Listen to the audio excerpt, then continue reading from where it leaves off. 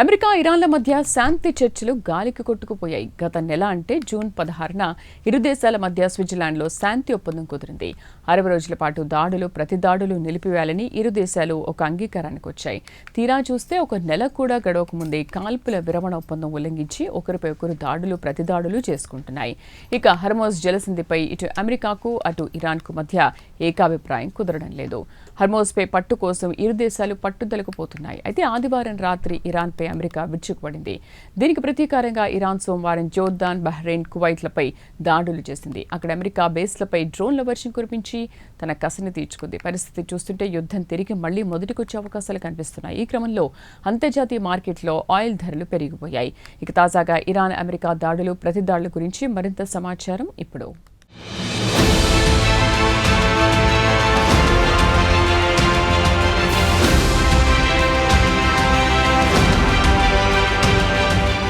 America, ఇరాన్ల మధ్య దాడులు ప్రతిదాడులు కొనసాగుతున్నాయి. 60 రోజుల పాటు కాల్పుల విరమణ ఒప్పందం గాలి కొట్టుకుపోయింది.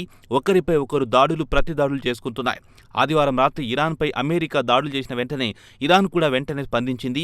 సోమవారం జోర్డాన్, బహ్రెయిన్, కువైట్లలో అమెరికా బేస్లపై దాడులు చేసింది. ఇక హార్మోజ్ జలసంధి చుట్టుపక్కల దాడులు ప్రతిదాడులతో ఆ ప్రాంతం దద్దరిల్లిపోయింది. ఇరాన్కు చెందిన న్యూస్ ఏజెన్సీ ఇర్నా సమాచారం ప్రకారం జోర్డాన్లో ప్రిన్స్ హసన్ ఎయిర్ బేస్పై ఇరాన్ దాడి చేసింది. అలాగే బహ్రెయిన్లో యుఎస్ మిలిటరీ డ్రోన్ కమాండ్ సెంటర్పై దాడి చేసింది.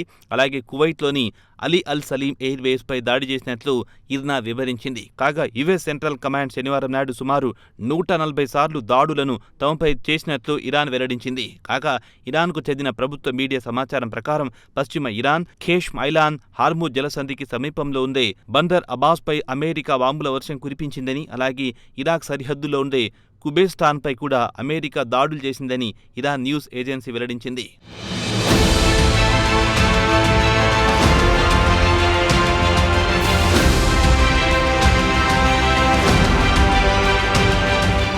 ఇదిలా ఉండగా ఆదివారం అమెరికా ఇరాన్కు దక్షిణాన ఉన్న 2 దీవులపై దాడులు చేసిందని తెలిపితే కువైట్ కూడా తమ దేశ సరిహద్దుల్లో ఉండే ఆయిల్ ప్లాట్ఫామ్పై ఇరాన్ దాడులు చేసిందని వెల్లడించింది. ఇదిలా ఉండగా ఆదివారం నాడు హార్మూజ్ జలసంధి ఓ వాణిజ్య నౌకపై ఆదివారం ఇరాన్ దాడి చేసింది. ఆ నౌకకు మంటలంటుకున్నాయని, సిబ్బంది నౌక వదిలేసి పారిపోయారని చెబుతున్నారు. సంఘటన తర్వాత ఇరాన్ రెవల్యూషనరీ గార్డ్స్ తదుపరి నోటీస్ ఇచ్చే వరకు హార్మూజ్ జలసంధిని మూసివేస్తున్నట్టు ప్రకటించింది.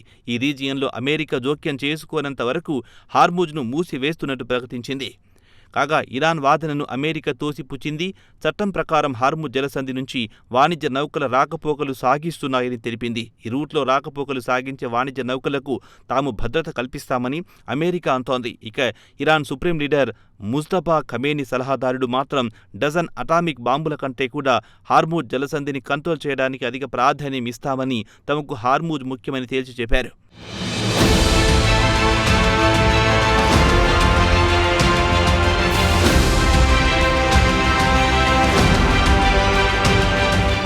ఇదిలా ఉండగా కాల్పుల విరమణ ఒప్పందం ముగిసిపోయిందని అమెరికా ప్రెసిడెంట్ ట్రంప్ గత వారం ప్రకటించారు. అయితే మధ్యవర్తులు మాత్రం దౌత్యపరంగా జోక్యం చేసుకుని రాజీ కుదర్చడానికి యత్నిస్తున్నారు.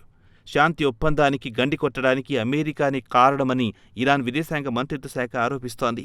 అమెరికా దాడుల వల్ల పరిస్థితి పూర్తిగా అదుపు తప్పాయని ఇరాన్ అమెరికాపై మండిపడుతోంది.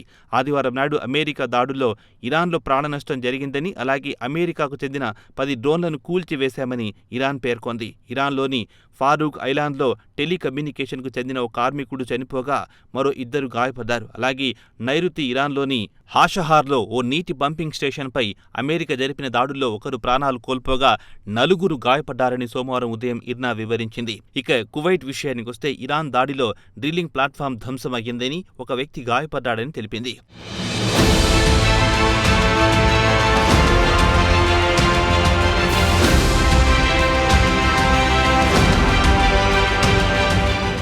ఇక అమెరికా ఆదివారం రాత్రి ఇరాన్పై పెద్ద ఎత్తున వైమానిక దాడులు చేసింది. ఇక అమెరికా వాదన విషయానికొస్తే హార్మూజ్లో ఒక వాణిజ్య నౌకపై ఇరాన్ క్షిపణితో దాడులు చేయడం వల్ల ఇరాన్ మిలిటరీ బేస్పై దాడులు చేయాల్సి వచ్చిందని తమ చర్యను సమర్థించుకుంది. ఈ దాడులు ప్రతి దాడులతో హార్మూజ్ వద్ద తీవ్ర ఉద్రిక్త పరిస్థితులు నెలకొన్నాయి. ఇక ఆదివారంతో పాటు సోమవారం కూడా అమెరికా ఇరాన్పై వైమానిక దాడులు చేసింది. హార్మూజ్ జలసంధి ద్వారా వాణిజ్య నౌకలకు అంతరాయం కలగకుండా చేయడమే తమ ఉద్దేశమని అమెరికా చెబుతోంది. ఇక అమెరికా ఇరాన్పై దాడులు చేయడం, దీనికి ప్రతీకారంగా ఇరాన్ మిడిల్ ఈస్ట్లోని అమెరికా మిత్ర దేశాలపై బాంబుల వర్షం కురిపించడంతో మిడిల్ ఈస్ట్ మరోమారు భగ్గుమంది. అమెరికాపై కలిసి Iran, Bahrain, Kuwait, Qatar, Jordan, ఒమన్లపై విచ్చలవిడిగా దాడులు చేసింది. ఇక మిడిల్ ఈస్ట్లో హింస ఊపందుకోవడంతో ఇరు దేశాల మధ్య శాశ్వత శాంతి ఒప్పందానికి అవకాశాలు లేకుండా పోయింది.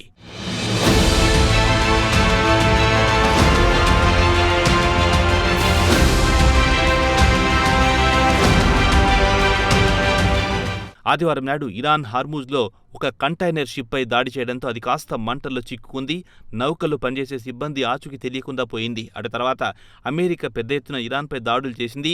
కేషమ్ ఐలాన్ గవర్నర్ ఇర్నా న్యూస్ ఏజెన్సీతో మాట్లాడుతూ అమెరికా మిలిటరీ టార్గెట్ను లక్ష్యంగా చేసుకుని దాడులు చేసిందని, అయితే దాడుల్లో ఎలాంటి ప్రాణనష్టం జరగలేదని, అయితే పేలుళ్ల శబ్దాలు బందర్ అబ్బాస్ నుంచి ఉత్తర తీర ప్రాంతమైన హజీబాద్ వరకు వినిపించాయని గవర్నర్ తెలిపారు. ఇక అమెరికా అధికారులు కూడా ఇరాన్ ఎయిర్ డిఫెన్స్ సిస్టమ్స్పై దాడులు చేశామని, అలాగే ఇరాన్ రెవల్యూషనరీ గార్డ్స్ బోట్లను లక్ష్యంగా చేసుకుని దాడులు చేశామని, ఇక ఇరాన్ను వాణిజ్య నౌకలపై దాడులు చేయకుండా నిర్వీర్యం చేయడమే తమ లక్ష్యమని స్పష్టం చేసింది. అంతకుముందు అమెరికా ఇరాన్లో సుమారు 140 టార్గెట్లపై దాడులు చేసింది. మిసైల్స్, డ్రోన్ లాంచింగ్ సైట్స్లతో పాటు మందుగుండు సామాగ్రి స్టోరేజీతో పాటు కమ్యూనికేషన్ వ్యవస్థను దెబ్బతీయడమే తమ ప్రధాన ఉద్దేశమని అమెరికా అంటోంది. కాగా అమెరికా ప్రెసిడెంట్ డొనాల్డ్ ట్రంప్ కూడా ఇరాన్ను లేవకుండా దెబ్బ కొట్టడానికి బాంబుల వర్షం కురిపించామని తెలిపారు. ఈ దాడిలో నేవీ అధికారి ఒకరు ప్రాణాలు కోల్పోయారని ఇరాన్ మీడియా వెల్లడించింది.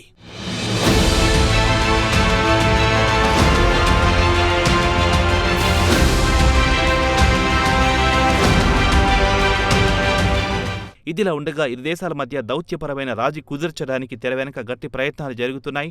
పాకిస్తాన్, ఖతార్, ఈజిప్టు, ఇటు ఇరాన్, అటు అమెరికాతో రాజీ కుదర్చడానికి గట్టి ప్రయత్నాలు చేస్తున్నాయి. కాగా పాకిస్తాన్ విదేశాంగ మంత్రి ఫోన్లో ఇరాన్ దౌత్యవేత్తలతో చర్చలు జరుపుతున్నారు.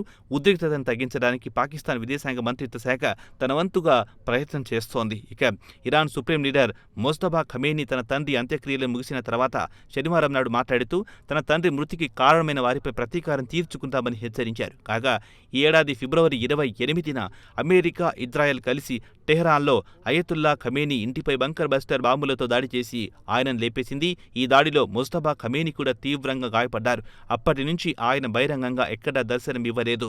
తన తండ్రి అంత్యక్రియలకు హాజరు కాలేదు. అటు నుంచి మొదలైన యుద్ధం ఇప్పటికీ ఓ కొలిక్కి రాలేకపోయింది. పేరుకు కాల్పుల విరమణ ఒప్పందం కొనసాగుతున్నా తరచూ కాల్పుల విరమణ ఉల్లంఘనలు కొనసాగుతున్నాయి.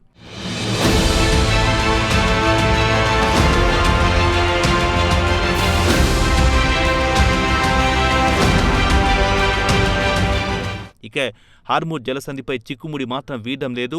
హార్మూజ్పై తమ పట్టు కొనసాగాల్సిందేనని ఇరాన్ పట్టుబడుతోంది. అక్కడి నుంచి రవాణా అయ్యే నౌకలపై రుసుము వసూలు చేస్తానంటోంది ఇరాన్. దీన్ని అమెరికా తీవ్రంగా వ్యతిరేకిస్తోంది. ఈ జలసంధి ద్వారా గ్లోబల్ మార్కెట్లకు 20% చమురు రవాణా అవుతోంది. హార్మూజ్ చిక్కుముడి వీడితే కానీ పరిస్థితులు చక్కబడే అవకాశాలు లేవు. కాగా ఇరు దేశాలు దాడులు ప్రతి దాడులు చేసుకోవడంతో సోమవారం నాడు టోక్యోలో ఆయిల్ ధరలు పెరిగాయి. బ్యారెల్ 3.5% పెరిగి $74కు చేరింది. పరిస్థితులు ఇలానే కొనసాగితే ఆయిల్ ధరలు మరింత పెరిగే అవకాశాలు కొట్టిపారేలేమంటున్నారు మార్కెట్ వర్గాలు.